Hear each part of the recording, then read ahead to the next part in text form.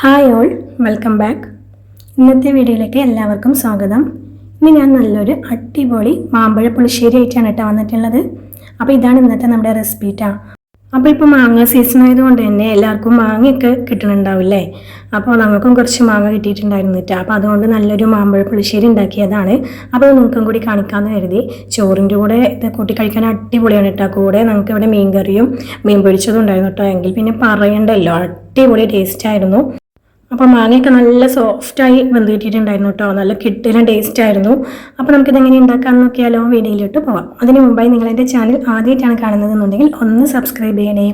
എങ്കിൽ തുടങ്ങിയാലോ. അപ്പോൾ ഞാനിവിടെ ഒരു 6 മാമ്പഴം എടുത്തിട്ടുണ്ട് കേട്ടോ. അത്യാവശ്യം പഴുത്ത മാങ്ങയാണ് കേട്ടോ. അപ്പോൾ അതൊന്ന് തൊലി കളഞ്ഞെടുക്കാം. അപ്പോൾ അതായത് ഇതുപോലെ നല്ലപോലെ തൊലി കളഞ്ഞ് എടുത്തിട്ടുണ്ട് കേട്ടോ. ഇനി നമുക്കിതൊരു ചട്ടിയിലേക്ക് മാറ്റി കൊടുക്കാം. എന്നിട്ട് ഇതിലേക്ക് 1 ടീസ്പൂണ് മുളക് പൊടി ചേർത്ത് കൊടുക്കാം കേട്ടോ. ഇനി ഇതിലേക്ക് ഒരു 1/2 ടീസ്പൂണ് മഞ്ഞൾപ്പൊടി ചേർത്ത് കൊടുക്കാം. ഇനി ആവശ്യത്തിന് ഉപ്പ് കൂടി ഇതിലേക്ക് ചേർത്ത് കൊടുക്കാം കേട്ടോ. ഇനി മാങ്ങ വേവാൻ ആവശ്യമായിട്ടുള്ള വെള്ളം കൂടി ഇതിലേക്ക് ചേർത്ത് കൊടുക്കാം. എന്നിട്ട് നമുക്കിത് അടുപ്പിലേക്ക് വെച്ചിട്ട് നല്ലപോലെ ഒന്ന് വേവിച്ചെടുക്കണം കേട്ടോ. അപ്പോൾ വേവിക്കാനായി വെച്ചിട്ടുണ്ട്. നമുക്കിതൊന്ന് അടച്ച് വെച്ചിട്ട് വേവിച്ചെടുക്കാം.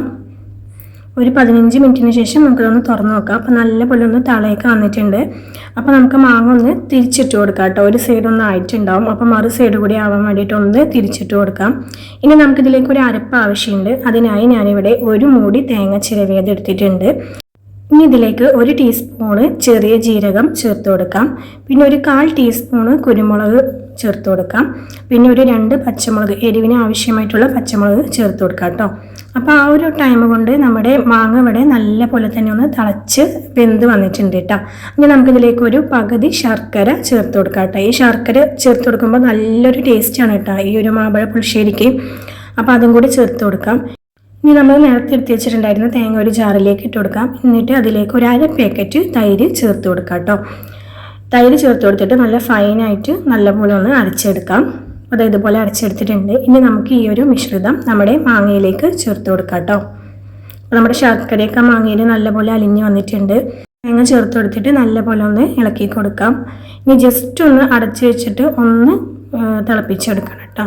അപ്പോൾ അതിനായിട്ട് നമുക്കൊന്ന് അടച്ച് വെച്ചിട്ടൊന്ന് വേവിക്കാം. ഒരു 10 മിനിറ്റ് ആയിട്ടുണ്ട്. ഇപ്പോൾ നല്ലപോലെ തന്നെ ഒന്ന് തിളച്ച് വന്നിട്ടുണ്ട് കേട്ടോ. അപ്പോൾ നല്ലപോലെ ഒന്ന് ഇളക്കി കൊടുത്തിട്ട് നമുക്ക് ഫ്ലെയിം ഓഫ് ചെയ്യാം കേട്ടോ. ഇനി ഇതിലേക്കൊരു താളിപ്പ് കൂടി വേണം കേട്ടോ. അപ്പോൾ അതിനായി ഞാനിവിടെ ഒരു ചെറിയൊരു ചീനച്ചട്ടി വെച്ച് കൊടുത്തിട്ടുണ്ട്. ഇനി അതിലേക്ക് ഒരല്പം വെളിച്ചെണ്ണ ചേർത്ത് കൊടുക്കാം. വെളിച്ചെണ്ണയിൽ തന്നെ താളിക്കണം കേട്ടോ. അപ്പോഴാണ് നല്ലൊരു ടേസ്റ്റും മണമൊക്കെ കിട്ടുക കേട്ടോ. ഇനി നമുക്കിതിലേക്ക് ഒരു 1/2 ടീസ്പൂണ് കടുക് പൊട്ടിക്കാനിടാം. ഒരു 1/2 ടീസ്പൂണ് ഉലുവ കൂടി ഇതിലേക്ക് ചേർത്ത് കൊടുക്കാം. ഇനി കറിവേപ്പിലയും വറ്റൽമുളകും കൂടി ഇതിലേക്ക് ചേർത്ത് കൊടുക്കാം കേട്ടോ. ഇനി ഫ്ലെയിം ഓഫ് ചെയ്തിട്ട് ഇതിലേക്ക് ഒരു 1/2 ടീസ്പൂണ് കായപ്പൊടി കൂടി ചേർത്ത് കൊടുക്കാം.